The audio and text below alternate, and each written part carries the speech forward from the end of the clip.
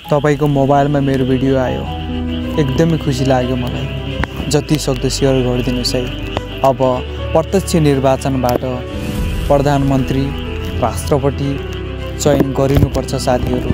यसो भयो भने चाहिँ दक्ष जनशक्तिलाई त्यो ठाउँमा पुर्याउन सकिन्छ अनि मात्र देशको मुहार फेरिन्छ साथीहरू। अहिले म दक्षिण कोरियामा छु। रातिको 12 बजिसक्यो, भर्खर कामबाट आएको। मनमा सुख शान्ति छैन साथीहरू।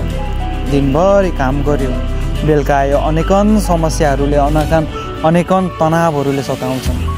भविष्यको माया, परिवारको माया अनि भविष्यको पीडाले अझै धेरै सताउने गर्छ। र मेरो एउटै बुलन्द आवाज हो, अब देशमा अलिकति व्यवस्था परिवर्तन गरेर जाने हो भने देश बन्छ। दक्ष जनशक्तिलाई त्यो ठाउँमा हामीले पुर्यायौँ भने देश बन्छ। तर तपाईहरू हामी सबैजना मिलेर अगाडि बढ्नुपर्छ।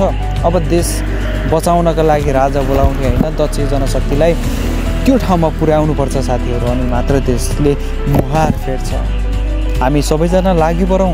अब प्रत्यक्ष निर्वाचनबाट प्रधानमन्त्री राष्ट्रपति चयन गरेर अगाडि जानुपर्छ भनेर आवाज उठाउँ। यो भिडियो जसरी पनि बालेन शाहसम्म पुर्याइदिनु न साथीहरू है। तपाईँहरूलाई म धेरै धेरै आग्रह बिन्ती गर्छु, जसरी पनि पुर्याइदिनु होला। म एक सामान्य व्यक्ति, मलाई कसैले पनि सायद चिन्नु हुँदैन होला मेरो घर परिवार बाहेक। मेरो कुनै त्यस्तो नाम छैन, तर मैले अहिलेसम्म कुनै भ्रष्टाचार गरेको। म अहिले दक्षिण कोरियामा छु। सामान्य मजदुरी हुँ, मजदुरी गरिरहेको छु।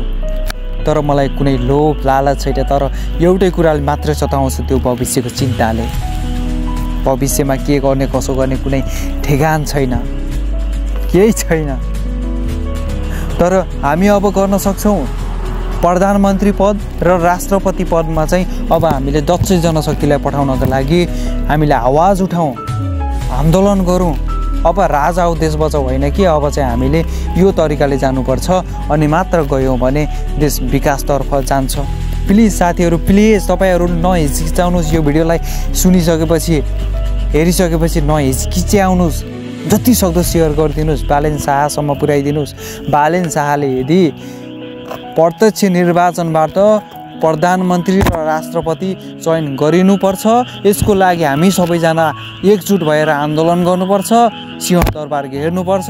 यदि मानेनन् भने तिनीहरूलाई घोक्रे ठ्याक लगाएर भए पनि यिनीहरूको अब यो व्यवस्था परिवर्तन गरेर संविधान परिमार्जन गरेर जानुपर्छ। त्यति मात्र लेखिदिने हो भने देश हलचल हुन्छ साथीहरू। देशले मुहार फेल्छ, देशको अवस्था, देशको व्यवस्था परिवर्तन हुन्छ साथीहरू। जति सक्दो तपाईँहरूले आफ्नो ठाउँबाट सेयर गरिदिनुहोस्, यो सबै सामु पुर्याइदिनुहोस् साथीहरू। अनि मात्र हाम्रो अलिकति भलो हुन्छ सबैजनाको साथीहरू।